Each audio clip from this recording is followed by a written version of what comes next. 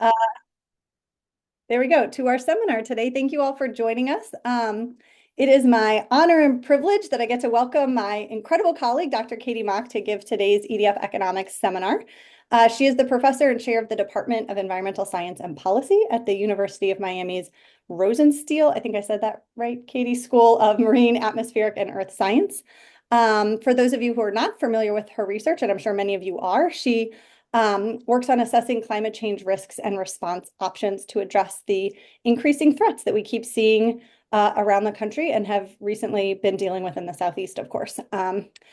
Dr. Mock was the 2020 recipient of the Pierce Sellers Prize for world-leading contributions to solution-focused climate research. She was a chapter lead for the U.S. Fifth National Climate Assessment and a lead author for the IPCC Sixth Assessment Report. She's a co-editor-in-chief for Climate Risk Management, and on and on. She has lots of honors, so we're delighted to have her sharing some of her work with us today. So I will turn it over to you now.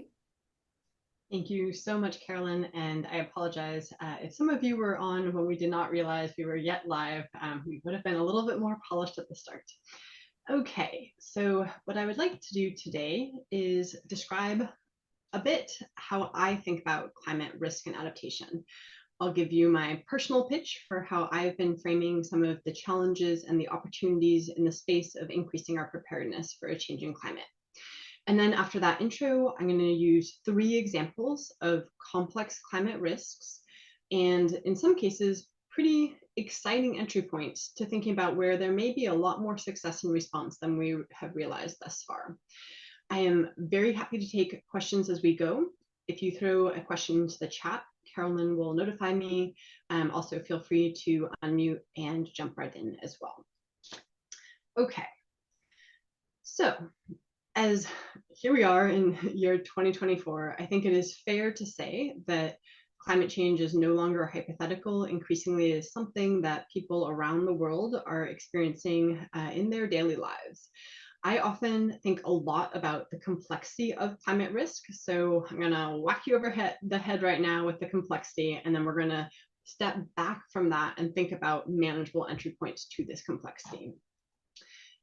This is a picture of Fort Myers Beach along Florida, on the Gulf side of the Florida coast. This particular picture was taken in 2022, just after Hurricane Ian came ashore and was phenomenally destructive. I'm using this picture as an example of complexity for a bunch of different reasons. First, we can just think about the physical side of a hurricane, in this case, like Ian, but this same area was affected this year again by Helene and by Milton. Any of these hurricanes, intensification is happening more rapidly in ways that are harder to predict. Storms are moving more slowly. They're very large, as we saw in the case of Helene, dumping down extreme amounts of rainfall. Also, in the aftermath of a storm, when power often goes out, millions of customers were out of power post-Milton in Florida, for example. Helene affected states up and down the eastern shoreboard, of course. The heat in the aftermath of the event itself is becoming increasingly a dangerous aspect. So yeah, it's complex on the side of climate, but I haven't really even brought people into the picture yet. After Hurricane Ian, there were harrowing accounts of what happened family by family. For example, as 2 older siblings dragged a paralyzed younger brother up the staircase into the attic to try to stay safe. What happens in an environment like this, where post-storm, people who are in service work may have a hard time getting their income back at the same time that housing is particularly short. Here in Florida, we think a lot about insurance. Carolyn's strong expertise as a world-leading expert in that realm. And each one of these hurricanes has had new complexities about making families whole and whether our instruments available to help smooth out those risks are working well. And increasingly, it is not just about these one-time events, it's the accumulation of factors as so vividly illustrated by this portion of the coastline. So risk is complex. But what is also kind of cool is that we're seeing tremendous complexity in a blossoming of climate responses, pretty much no matter where you look. Running with my South Florida theme here for a moment, I will zoom to another part of the country in the next few slides. The top left describes some of the visuals available in the county's sea level rise strategy, thinking about what we do as rising seas impinge upon the permeable substratum of this very low-lying region. The bottom right image shows a visualization of the decarbonization plan, thinking about how to bring all these pieces together. There are a large number of municipal and regional plans being put out to try to grapple with the changing climate. We see academics injecting our insights into this realm, and unsurprisingly, this is my most academic image here. We see nonprofit organizations and social justice organizations coming together through convening fora like the Miami Climate Alliance. We see regional entities that are both novel and long established, and all of those pieces are coming together. We can jump around the United States and really around the world and see the same thing. Here we're looking at the San Francisco Bay Area and the counties around the bay, showing exposure to storm flooding under sea level rise in blue. This has been quantified in this context. The top left image there for 1991 until 2007 shows that 82 actors, so levels or agencies of government, nonprofit organizations, companies, 82 actors were focused on sea level rise in that time frame, coming together in 9 different policy fora, the diamonds. If we zoom forward just about a decade, what we see is this abundance of governance emerging. The Time 5 network image there, a little bit of a wonky name, but for 1991 to 2016, in that time frame, with one more decade added on, now 647 actors, agencies of government, private sector, nonprofit organizations, 82 to 647 actors were focused on sea level rise, coming together in 103 different fora. Okay, so no matter where we look, climate change is happening, it's getting more complex, and that complexity isn't confined to the physical hazards or the risks, but increasingly now the responses as well. So you might ask, or at least I often ask, with all of this action emerging, is it actually working? How prepared are we for intensifying climate change? I'm going to show one slide, but I will note that this question that we're looking at right here, how effective is our action right now to deal with the changing climate, is a major area of emerging research. And we saw that in the last 5 years, and we're now seeing a whole new wave of studies trying to figure out how do we think coherently about this question when adaptation affects so much of the human experience. So this radar plot, as it's called, comes from a global look we took at coastal adaptation across country contexts, urban areas, rural areas, aiming to not favor any particular type of country, but really ask globally, how is coastal adaptation going right now? And it's a mixed picture. The top wedge here that says knowledge risk at local scale, what that wedge and the colors that come out to what is defined here as a high level of adaptation progress indicates that we're doing a good job of assessing our vulnerabilities and our risks in a changing climate. Assessing, so we're figuring out what's the nature of the threat we face. The next 3 wedges here, locally led plans, locally led actions, capacities locally, are at a medium level of adaptation preparedness, basically saying that we're developing concepts and ideas for how we'll deal with the changing climate, and we're starting to put into place the capacities needed to implement those plans. These next 2 wedges, though, are the rub here, and I've had world experts in the space of adaptation really grill me for specific locations in this global look that we took, basically saying, are you saying that Miami is highly prepared into the future? And I said, no, you have to look at these 2 wedges to understand what this assessment says. And really importantly here, when it comes to observed risk reduction, that is, do we know if current actions are actually reducing risk? We're down to a low score. Are we minimizing maladaptation, basically trying to fix one problem, but maybe creating more problems? We're also down at a 1. Are we doing enough to sequence these actions into the future under climate change that might happen 10, 20, 30 years from now? No, that's this pathway approach 6.3 here, for example. So it's a mixed bag. We are spinning wheels. We are getting ready to take action. In some cases, we are actually putting investments into place, but we're flying blind and we're definitely not prepared for the long term. So that basically then leads us to this diagram, which is going to come back a few other times in this talk, basically saying, if we think about what transformations may look like in many different regions of the world under intensifying climate change, whether that's from rising seas, changing patterns of flooding, intensifying heat, intensifying and shifting regimes of fire, the question is not if transformation will happen, but how and what priorities guide it. And so here we see just an illustration and reminder that there are a lot of different strategies that we can pursue, each with many hundreds of policy options therein. But in some ways, the real question is, what's the so what? How do we want to keep people safe? How do we want to support communities and equity and the environment as these transformations increasingly occur?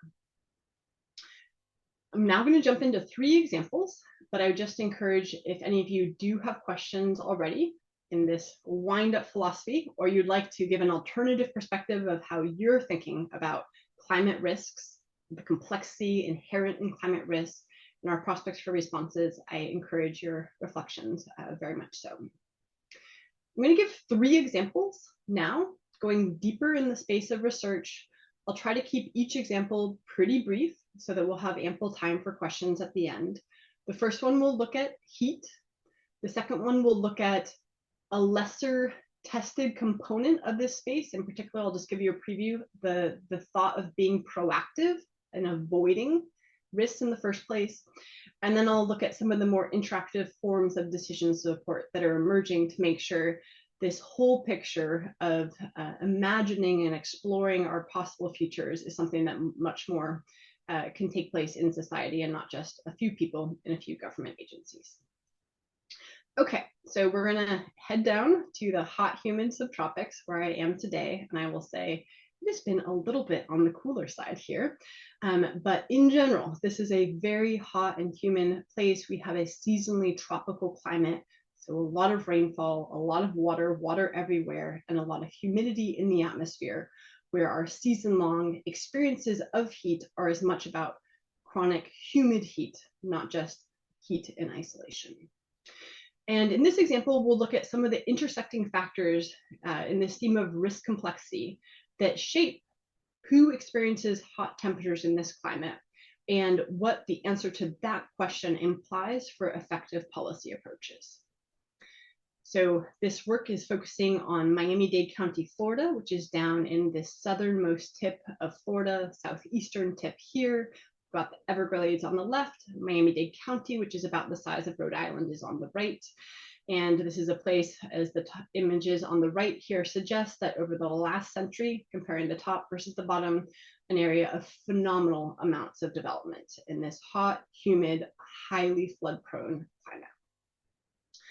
This is work that was very much done in partnership with local governments that increasingly have been working on heat, with the Miami Climate Alliance and a number of different socially justice-oriented nonprofits looking at community economic development. The work that I'll describe today was led by Dr. Lene Turek-Hankins, who is now a postdoc at Dartmouth with Klaus Keller, as well as a dynamo set of students, including 3 PhD students that we call the Superheat Trio. So the premise for this work was that if we look at factors that have been established in all of the evidence to date, factors that drive up the likelihood that you will be too hot in your home, where, especially in a climate like this, home is a place of refuge, a place with the air conditioning running is absolutely essential.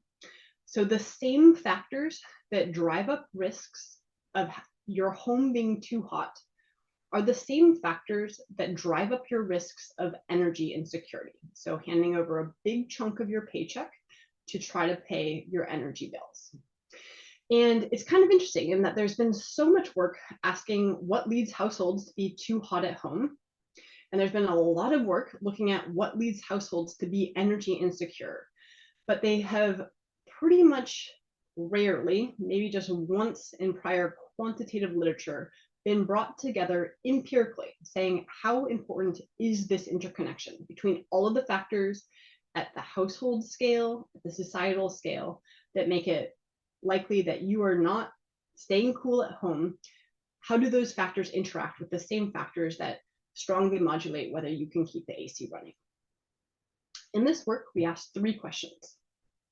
Number 1, what does indoor heat look like in Miami-Dade County? This is an important question because if you think about adaptation policy in this county for the last 15 years plus, it has focused disproportionately on flooding. And that's because the wisdom is everyone in this climate has air conditioning. What you'll see here in this study is that having air conditioning is not the same thing as being able to run that air conditioning, or if you are running it, keep your home cool. And I think what's just breathtaking is it took 15 plus years of intensive climate adaptation effort in this region for heat to come onto the radar. And that was when there was a groundswell of lower income residents saying, yes, there is septic water in my front yard every time it's a high tide, but my real issue is that I'm too hot. Okay, so what does it actually look like if we quantify it? Number 2, how do households grapple with indoor heat and unaffordable energy and the trade-offs that can be inherent between them, bringing together those factors from the previous slide. And for households that are heat or energy burdened, what are the combinations of factors that are driving up risks? This is work that we did by partnering, again, with the local government and nonprofit organizations, especially Catalyst Miami, to put heat and humidity sensors into 57 homes throughout the county. Households that said, we're too hot at home, or we're paying too much for our electricity bills. Here we're just showing census areas across the northern portion of the county and the southern portion of the county. Every census tract area in red shows an area where a sensor was deployed in a home. The students deploying the sensors drove 800 miles to deploy the sensors with household after household, and then also drove that same distance to return them. The sensors were deployed in these homes from June until October of 2022. And I will just point out 2022, I'm going to show you some very high numbers. Keep in mind that 2023 and 2024 have been much hotter summers still yet. Okay, so what did we find? First, I'll look at some temperature signals, not yet bringing in the humidity data, but we basically ask, if we look at 19 different ways of defining temperature in the home, and we do principal component analysis and then cluster different households, we see 4 signatures that reveal the patterns of how people experience extreme heat in their home. So there are some households like the upper left here, diurnal cool. These are households where the building is performing well and they've got the AC cranked. The outdoor temperature as measured at the airport is in black in each one of these. The dotted line is the average outdoor temperature. And then in red, we see the temperature signal within the home.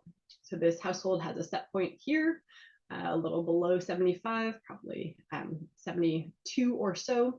And you can see that daily signal of the temperature. The moderate households have a higher set point, but it's staying pretty cool. Noisy moderate is an unusual one from kind of a building engineering perspective. We don't see that daily signal. Something odd is happening here in terms of how the building as kind of an engineering structure is functioning in the heat. In some cases, we had couples fighting over the thermostat day in, day out, and that could explain that type of wobble. Then we have diurnal hot. These are the households that are experiencing and you'll see shortly in some of the heat index numbers, very high levels of temperature and frankly dangerous exposures within their home. Here you can see that this home is the indoor temperature in red is basically mirroring what's happening outdoors. And remember, this is a climate where when it's hot, you can hardly be outside for 5 minutes in the middle of the day. It's a very, very hot and humid climate seasonally. So if we look just at the diurnal hot homes, you can see that some of them are functioning as a greenhouse. So instead of cooling over the course of the day, this home here is staying up near the highest temperatures seen outdoors. Some wobble more, others have a set point. It's just a very, very high set point. Okay, so now this is just temperature. Now let's walk towards heat index and start to bring in energy burden as well. In these 2 plots, each household, each of the 57 households is a single data point. And we see the vertical axis value for that data point is the average indoor heat index for the months of the year, June, September, and October, where the outdoor temperature was in the caution level as defined by the National Weather Service, so over a heat index of 80 degrees Fahrenheit. And by contrast, July and August, the extreme caution months, where the outdoor heat index on average was above 91 degrees Fahrenheit. So here on the vertical axis is the average measurement from those every 10-minute measurements of temperature and humidity that we took in these households, calculating the heat index, which combines temperature and humidity to produce a feels-like temperature. Then on the horizontal axis is energy burden. So the fraction of income for that household going towards paying their electricity bills, recognizing that in these summer months, summer broadly defined here, a lot of this is air conditioning. We show 82 degrees Fahrenheit heat index as a measure of a comfortable indoor environment. For those of you in colder areas, that might sound very high, but remember around here, people are used to very high temperatures. They're often wearing shorts and tank tops indoors. So that may seem high, but it's reasonable for this climate. And then the vertical gray axis is for 6% energy burden, which is a federal definition of energy poverty. So if you're paying over 6% of your income for your electricity bill, for example, that is defined as energy poverty. For each of these months in the dotted line, we show the average outdoor heat index at the Miami International Airport. Okay, so what we see is that there are households here where the air conditioning was broken that are not only above 82, they're in some cases above the outdoor average temperature for heat index, and in some of these cases reaching breathtaking levels. So the average hourly heat index for months at a time above 100 in some of these households. By contrast, if we ask energy burden what's going on, we see that we've got households paying up towards 30% of their income on their electricity bill, 10 households paying over 10% of their income on their electricity bill. And then really from a public health standpoint, most horrifyingly, we've got households that are both extremely hot and energy burdened. They are out of trade-offs. They are paying a ton of money and the home is still intolerably hot. And we see that this gets worse as it goes from the caution months outdoors to the extreme caution months outdoors. We did a lot of surveys and interviews with each of these households with compensation at each stage of the study. And what we could see here, I'll just show some of the survey questions, is that as you might expect, the households that were B for both energy and heat burdened, E energy burdened, and H energy burdened, N is neither. Households in these categories of both energy or heat burdened are more likely to feel too hot at home and to experience physical and mental health impacts. I think what's interesting is that we were surprised in a way that the energy burdened households were more likely to report physical impacts to their health, whereas the heat burdened households were more likely to report mental health impacts from the heat. And it may be that the households that are paying a large amount to try to keep their home cool are those that have greater physical limitations in the context of heat as well. We see that the households that are getting hot, whether in the both energy and heat burdened or just the heat burdened only, are more likely to be limiting their air conditioning use compared to what they would like to do. We see that households struggling with the energy costs found that their energy bills were here never or not often affordable. And we also see that households are indicating that they're foregoing critical expenses like medical expenses or food expenses to try to deal with these energy bills. The last component of this analysis was what is called a fuzzy set qualitative comparative analysis. This is a set theoretic method to think about the combinations of factors that are driving up risk for households. We put into it our theoretical understanding from the literature related to both heat and energy burden. We apply a lot of case knowledge based on what we observed in the households. And we also did a lot of regression-based analysis from the American Housing Survey. And so there are four major clusters that drove up risks. First of all, single parent households with low income. This is traditionally a very high risk group, and we observed that in this study. So now with issues in the home related to income and families with kids, single parent families with kids, We also saw that they were more likely to be too hot or to be paying a large fraction of their income to try to stay cool. Next, we saw households that were housing constrained. So low-income households that were paying a lot of their money for rent, for example. And once they paid for rent, there wasn't much left over to try to deal with the temperature in that home. Okay, so you might say, well, why not get a home with lower rent? And here's where there's a really vexing trade-off between 2 and 3. So we then see, by contrast, for the households that were trying to pay less for their housing, the building structures often were indeed lower quality buildings that were extremely hard to keep cool. So you could run that AC and run that AC, but with an energy inefficient household, basically where you're just leaking that air conditioning out into the world beyond the home is not staying cool. So there's a really perverse trade-off here. And then finally, low-income senior homeowners were also highly at risk. Sometimes we would have those homeowners in homes they'd owned for a long time, and the home was, in some ways falling apart around them, a structure that was extremely difficult to keep cool. And what's interesting is thinking about these different factors leading to high risk is that they really do point to different policy entry points. In many cases, there are existing federal, state, local, and utility programs that could be relevant that haven't necessarily been applied in the context of helping homes that are getting too hot, but that are relevant to the combinations of factors that were appearing across these 57 households. So for example, programs focused on women, infant, and children, but here recognizing that the energy focus is a needed novel entry point. What does it mean to kind of prioritize access potentially within existing programs? For the housing constrained homes, thinking hard about the range of options for housing assistance and the way that that can interact in this case with energy assistance, as well as more affordable homes of housing throughout the county.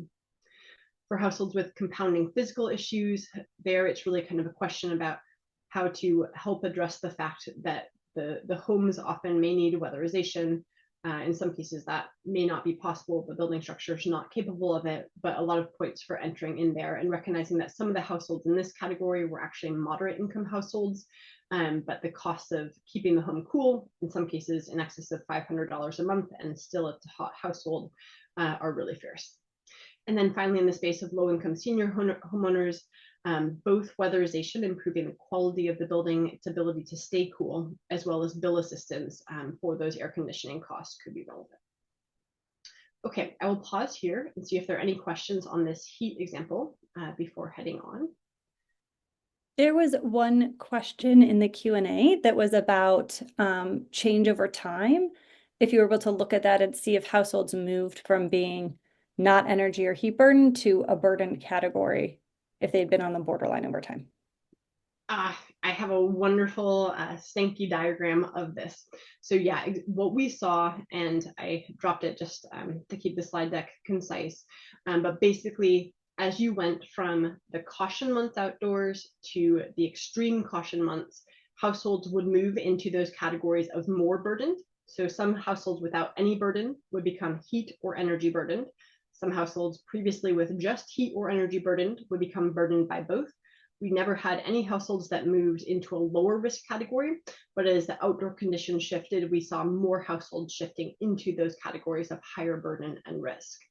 In terms of what was happening, we ran the fuzzy set qualitative comparative analysis on the most affected months, largely because the signal was so clear there. But often these same factors were coming into play. But basically, if it was playing out across all months of the year, it almost usually was reflective of the fact that they were more structural within that household. There was little trade-off available. And I guess I'll just say that that yellow quadrant where households are both heat and energy burdened, if you were there for 5 months of the year, heat is interacting with other challenges in those households in ways that are deeply profound. I mean, imagining being indoors in very dangerous levels of heat for 5 months of the year, it's really a breathtaking challenge. For some of the households we had in place with our IRB protocol for the project, parameters where we would reach out to households when we realized they were dangerously hot And there were, senior residents who were in heat stress for weeks on end, and even leveraging every program available in the county, so little that could be done on any sort of rapid or adequate time frame. I think the power of doing this work with our local governments has been that this is translating directly into the options now being prioritized within emerging heat planning in the county. Okay, so after that, recognizing that the complexity of risk there is a bit of a downer, I'm going to do a brief interlude here on a bit of an uplifting story of more success than we maybe have realized, really just a few data slides here, and then I'll close out with some examples of work that we've been doing to help support decision making moving forward. Okay, this is work that we've been doing under the National Science Foundation, the Human Disasters and Built Environment realm of funding for the last few years. And that with NIST, we've now been shifting from thinking about the past in this space to more transformative scenarios of what it might mean to be proactive in our adaptations moving forward. So if we think about this trajectory here that I started with, this point that is not a question of if we transform into the future, it's a question of how, and in any possible future we can imagine, a large number of strategies are coming together. It's not a question of if we build a wall or if we retreat, even though sometimes the conversation is simplified in that way. Almost always for any future we might desire, it is an all of the above to some degree, whether you're kind of a Netherlands type of future, a Venice, or maybe we might imagine this is the Thames barrier protecting the city of London, or examples that have been proposed in the US context as well. Okay, so if I argue that based on what we know about the effectiveness of these different strategies, it will need to be an all of the above, what do we do about the fact that some of these strategies have been done more historically than others? So advanced is wetlands reclamation. We have reclaimed wetlands the world around. We definitely know in the absence of constraints on that process, it has happened historically. Resist is keeping water out. We have armored our shorelines. We have built levees. We're considering new US Army Corps mega projects into the future. Accommodate is the way that we've put coastal homes on stilts. The things that we have maybe prioritized less in the past is number one, avoiding development in hazardous locations. Some people might assume that we never avoid development in hazardous locations. I'm going to put some numbers behind that here in a second to check our premises here. And then retreat is to undeveloped, to remove development in hazardous locations, often after a storm or a disaster has occurred. Okay, so in this work done with Professor Miyuki Hino and Professor A.R. Siders and a dream team of students and research analysts, we tried to look at these lesser tapped, or at least we'll assume lesser tapped strategies. What have been patterns of floodplain avoidance in the first place? Because if you don't build in a hazardous place, you don't need to protect it. And then I won't describe the retreat work here, but then how do we see those initial actions that are more proactive coming into intersection with needs post-disaster and potential rethinking of current patterns of land use? Here we used readily accessible data sets for tax assessment records, where property parcels are, and for impervious surface across the United States. We use regulatory flood hazard maps. No, they are not perfect, but they are what has been binding historically and what we might anticipate people have responded to. And then we put that together to ask within any given region, what new development is happening in floodplains versus development happening outside of floodplains in a jurisdiction. Here we see the blue parcels being development occurring in a floodplain, the black parcels being development outside of a floodplain. Okay, so across the United States from 2001 to 2019, we looked at over 18,000 communities across the US. So over 18,000 communities. From 2001 to 2019, 2.1 million acres of floodplain across the US was developed, defined strictly speaking as a 10% or more increase in impervious surface. 844,000 new homes went into floodplains. But if we ask, are communities developing in floodplains more than the extent of the flood hazard they face? So if you were to just randomly sprinkle those 844,000 homes across the United States compared to what we see, how are things going? And here what we see is just 26% of communities, just 26% of communities nationwide are building out their floodplain more than we'd expect on the basis of chance alone. 74% of communities, the inverse here, have seen relatively limited floodplain development. They are developing in their floodplain less than we would expect on the basis of chance alone. Okay, this for us was a big check your priors moment. We as researchers, we as US citizens looking at what FEMA is doing, we as citizens who are worried about our prospects into the future tend to have focused on the places that have had terrible flood disasters. We haven't often thought about the places that avoided the disaster in the first place. We did a deep dive in New Jersey as a place with high levels of development, high levels of development pressure, high dependence on the property tax base at a municipal level, as a place to say, okay, when communities are versus are not building out their floodplain, what is going on? And I think what was fascinating in this New Jersey context is we talked to people at FEMA, we talked to people at New Jersey Department of Environmental Protection, people at FEMA based in New Jersey.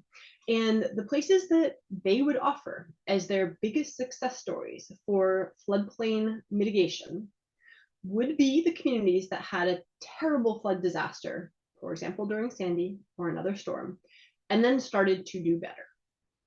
Okay, that implies that when we think about successes in the space of floodplain management, we may be narrowing in on those who did poorly to start with and then got a little better, and be excluding from our purview places that didn't build out their floodplain to start with. And so, for example, in the 496 towns in New Jersey that we looked at, 126 of those towns had not put any new development into the floodplain over the last 2 decades. We then looked at deep dive case studies. Some of the analyses we did were statewide, some were confined to counties where data were rich and available. And then in terms of site visits, interviewing a whole bunch of residents and local officials, trying to get to the bottom of what's behind this seemingly bizarre disconnect between what we have assumed to be the case in floodplain mitigation and what actually seems to be the case. What we found is that places that were doing well were behaving in very proactive ways. We're not doing anything innovative. They weren't doing anything sexy. They weren't doing anything that was getting noticed. They were just deploying a few commonplace tools consistently through time. So those commonplace tools could be, for example, in Aberdeen, conservation and recreation district, also affordable housing that prioritized restoration of brownfield areas as compared to greenfield conversion. It could be in Lumberton, transfer of development rights. It could be in Woodbridge, zoning that distinguished and allowed commercial development, but prohibited very effectively residential development in floodplains, combined with use of buyouts post-Sandy. And so what was remarkable, even in Aberdeen, they would tell us, we're not doing anything special. But some of these stories of proactive action were remarkable in that they were doing something special, which was, kind of the equivalent of eating your broccoli for a really long time, doing the known right thing in a few different permutations consistently through time. Weehawken, by contrast, was our study. It has a lot of lawsuits happening and development, not just in the floodplain, but out over the water in this set of comparisons that we made. Okay, I'll pause there if there are any questions. Let's see. There is another one in the Q&A. Do you want me to read it to you? I don't know if you can see it. It's from my colleague, Kate Boycourt here at EDF. And she says, and Kate, I'm not sure if in this format you can come off mute and say it yourself, but feel free to jump in. But I will read her question, which is it seems like there's very concentrated development in the West. Can you speak more to that? While some of those areas, for example, maybe Nevada, are not ones I primarily think of as being affected by floods, development in water-rich areas makes sense in that context and is concerning in the wake of the Sackett versus EPA decision, which has likely removed federal protections for many ephemeral and intermittent water bodies or wetlands. Yeah, great. Okay, so this is a very astute question. Importantly, the colors shown here are relative to the flood hazard community space. So indeed, many of these areas here that are mapped, you can see a lot of the American West is unmapped in terms of it has not been mapped for the extent of floodplain in those areas, have small amounts of floodplain, right? And the basic idea with the way that we developed these metrics is what's the share of your development going into the floodplain and what is the share of your land that is floodplain. So we weren't punishing locations in this measure for having a lot or a little floodplain. We were basically asking how much of the development is going into the floodplain. I'll give you some breathtaking numbers for Florida just to draw a contrast here that I think will help with the comparison to the West. So Florida has 40% of its land is floodplain. 40%, right? That's going to be way higher than a lot of these communities out in the West. Florida also put 398,000 new homes into the floodplain over the last 2 decades. That is 47% of the homes nationwide that went into the floodplain in Florida. But because Florida is 40% floodplain, some places are not doing well, even with that. But most of the locations are putting under 40% of their new housing into the floodplains, less than the flood hazard they face. By contrast here, and the last segment I do a lot of work that's both in Southern California and Miami, very, very different flood regimes. These are very different flood systems, and I think as that question got to, these are seasonally wet areas as compared to Florida, which is season-wide wetness. Oftentimes this is going to be a flashier flood regime, relevant in the American West. And I think kind of thinking hard about what are the suites of factors that lead to development in floodplains where you may not really think about water for much of the year or for years on end, in the case of drought seen across the American West. In the American West, also thinking about the interactions with fire, increasingly relevant, both in terms of what's happening with the fuels on the landscape, but also the mud and the sediment coming down into the flood management infrastructure as well. So I think that's exactly right. You really, in thinking about the patterns here versus across the eastern portion of the US, the extent of the floodplain is a key thing to consider, as well as, I guess I should say, we excluded from the analysis lands that were too steep to develop based on common metrics of too steep to develop. We also excluded protected lands where nominally you're not allowed to develop. So we were looking at lands where local policy could make nominally a difference in terms of the development patterns that occurred.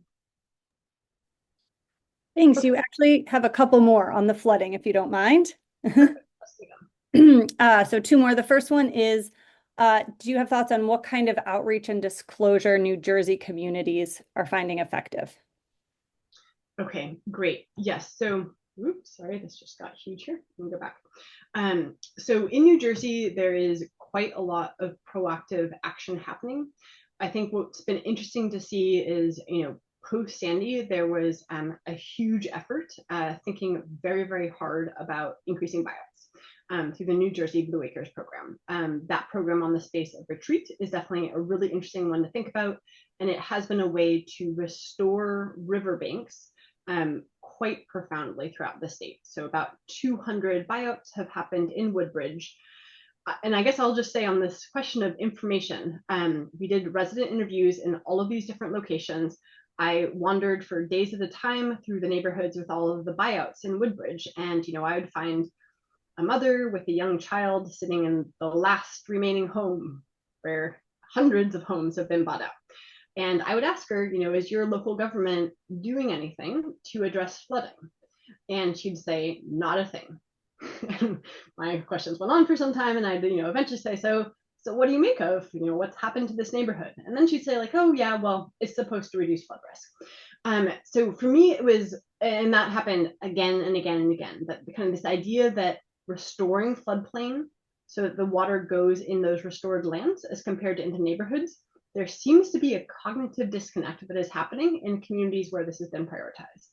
I think also it was very interesting in some of these communities, what are the requirements for redevelopment? And I think probably as many of us are aware, redevelopment post-storm often makes a bigger structure on the same parcel. In the context of post-hurricane redevelopment, that's been quantified nationwide, and that also does not necessarily do great things. New Jersey has also done a fair amount to manage water at the watershed scale, which makes a lot of sense, right? Water, there's no reason it should follow our municipal boundaries. And I think that's something that has been quite neat to see. And where we've been pushing this work more so in a study that we still have underway right now is looking across the entirety of the state at the combinations of the policy tools and whether the pattern that we saw here represents the full suite of signatures of combinations of tools coming together to reduce floodplain development as we see across the state as a whole. I think New Jersey also is a great example of, at the state level, trying to push towards longer term adaptation, trying to mimic, kind of the CalAdapt information portals to New Jersey context, have that information available such that sound information is going into that space of decision making.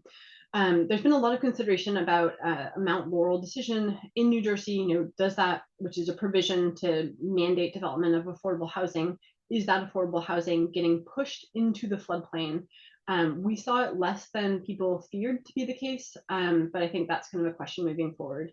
And where we're trying to take this work in this transformation scenario space is to basically say, can we take what we know empirically about what has worked at least a little bit in the past and start to scale that? So what would it mean to have no new development in the floodplain in New Jersey and a lot more development of affordable housing, for example? What might it mean such that anytime a home is flooded, the rebuild is responsive to the risk in an affordable way into the future? What are moonshot scenarios for adaptation where we often have been so incremental in our both actions, but our imagination in the space of adaptation.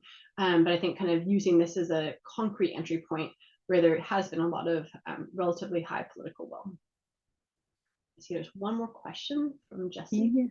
Yes. Do you see it or do you want me to? Yeah, the question is it possible to estimate change in development in floodplains over time? Also, is it possible to detect spillovers where maybe less development is occurring within the special flood hazard area, that's the FEMA floodplain, but concentrated development is occurring just out the I should just say the floodplain boundary and is still exposed to flood risk? Those are great questions. So in theory, yes, you could look at every mapped floodplain through time and examine how that is changing. I think, there are these very interesting aspects of how floodplain mapping has unfolded in the US historically. So oftentimes you don't map the floodplain until there is development. Well, great if you develop near the water for the opportunities of the water, but that is now designated as floodplain.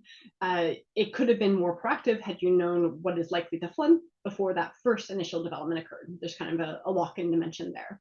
I think probably a number of us on the call are familiar with the fact that once you develop, you not only drive up risk because now there are assets and people in harm's way, but that impervious surface intensifies the flood hazard in many locations, less runoff going into the land and more flooding homes.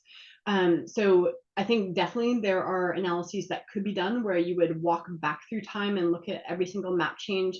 I think Miyuki Hino, to your second point, looked at that spillover effect to some degree in the analyses in her PNAS paper, although Jesse, you would be probably much more familiar with the details of that one, given your own work. And that, gosh, I'm trying to remember the results there. She, at least in early studies, was trying to look at what's happening just outside of versus just inside the floodplain. Based on what I guess we've seen to date is where there are flood disclosure laws that are effective, we might see an effect where there's kind of an arbitrariness to actions just outside the floodplain compared to just inside, and where there are no flood disclosure laws and people are ignoring flood risk to the large extent, you may not see that edge effect occurring. Okay, we are just about at the end. I will zip through my last few slides, and just to say that what we have been doing in ongoing work is to really think about decision support in the space of flood data. you know, it's not an information deficit out there. I think every single one of us on this call is aware of the fact that it is not lack of information that is impeding or limiting decision making in so many different cases. But in the case of flooding, what often happens is that you have a few engineers who are able to argue their points on the basis of flood simulations and data, and everyone else is articulating preferences without much power behind them. And so as we imagine how we transform the built environments around us under intensifying climate change, it's clear, because these are not neutral decisions, there's no one right answer, that having that be deliberative and participatory is important in different ways. But to date, there's been this bottleneck where flood simulation software that does exist is not really something that can be used in a high-end sense to contemplate many different possible futures. That has been changing with a new class of flood models like Primo or Sphinx, where they can do fine scale urban flood modeling, where modeling flooding in urban areas is really hard because water can go many different places compared to just down a mountainside, for example. And the active management of that water is a big part of what areas end up flooding versus not. And so what we've been doing is thinking about this concept of collaborative flood modeling that's increasingly possible with these new types of flood models, to think about building out a number of different scenarios, visualizations accessible to a large number of residents, where values and the kind of what feeds in terms of the so what of these actions can be more iteratively and nimbly explored. And what we're basically hypothesizing and asking in work that spans from Miami, but also over to LA, is if you remove the lead stakeholder here, the power center, the small number of engineers at the Army Corps or the South Florida Water Management District or whatever it might be, and you make it so more people have access to good data on possible futures, how does that shift the vision for what is desired into the future? And just to give a feel for what this looks like, this is flood modeling that can take you down to the parcel scale and give you depth data for flooding under large numbers of scenarios. And where we can start to say, you know, what if, here flipping across the country to scenarios we've been building out for LA, what if we raise the levees? What if we widen these concrete canals and channels in that region? What if we depave LA, as the slogan goes? What if we rethink how we manage water releases from dams in a way where there are so many different metrics that can be used to think about indicators of flooding and priorities for who is impacted by them? And what we haven't seen to date is the ability for some of these questions to be at a way where the data are good at that parcel scale, available to inform what if thinking on possible futures. So next time I talk with you all, hopefully we'll have a lot of data here. And I think it's kind of, for me, a hopeful direction of thinking about some of these challenges we've seen in the space of flood action, climate action more broadly, and the decision support environment and the regulation of the decision support environment, if we're to scale it, that could be enabling into the future. So just to conclude here, I think if you take anything from this talk, we see climate adaptive responses emerging rapidly, but far from at the scale and levels of preparedness that we're going to need into the future. But I do think that looking at the world around us increasingly is a way to think about options for both innovating and accelerating equitable, effective adaptation. And I think we have 5 more minutes for questions. I will check. Yes, wonderful. Thank you. We have one more in the Q&A box. Okay, have you done analysis on this data overlapping with homeowner insurance trends? Carolyn? Okay, so I have done a little bit on homeowners insurance. I will say that the one good thing to my name on homeowners insurance is because of Carolyn, so stay tuned for some of the upcoming work that we've been thinking about. We have not brought insurance into the nationwide data. What we did do is look at CRS participation. So basically some of these federal programs that are geared towards encouraging communities to take proactive actions in a more multifaceted sense.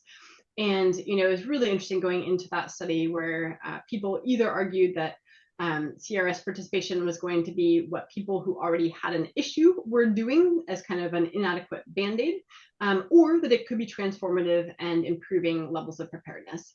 And what we found was a little bit of both. So CRS participation was not enough to improve patterns of floodplain development, but improvement in CRS through time was strongly correlated with communities that were doing better in reducing how much of their development they were putting into the floodplain. Great, thank you. If there's any last minute questions, put them in the Q&A. If not, I'd like to end with a question that's for you just to kind of have some broad general thoughts. Actually, why don't you go ahead and take the one in the Q&A? Because I'll let other folks take priority. Yes. Okay. So the question is there a thread in this work that looks at risk to municipal budgets and liability? Yes. I mean, it's relevant in so many different ways. I think, in a way, you know, what is the premise? What has been our historic assumption about development? It's that often the development is occurring for the local property tax base, for what it does for population, for what it does for the local economy. I think what we have a lot less on is what might the reverse look like? What might depopulation look like in some of these high hazard regions? It sounds crazy. It sounds antithetical to any good practice of local development to say that. But you know, if you think about what this region where I'm sitting might look like 100 years from now, a big fraction of this county may well be underwater. And what is that trajectory like over time? Is it one where, you know, the Key Biscaynes, the very small, high wealth municipalities are able to do whatever it takes to elevate their land, boat people in, whatever it might be, and some jurisdictions literally just go underwater, where indeed ability to do municipal bonding could be a big part of that story? Do we try to prop up our insurance markets? Here in Florida, our homeowners insurance market, like some of the other states across the United States, has really been struggling. If we are propping that up on public dollars in a way that is not reducing risk overall, that's also an untenable situation where if it comes crashing down, who holds that bag at the municipal, at the household level is a major question of equity. And I think you kind of think about that question again and again and again.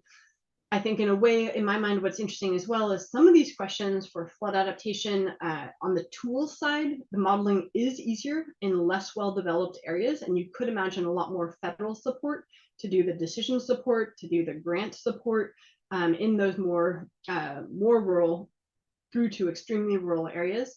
And the big cities are going to have increasing number of people on staff, as many of them do already.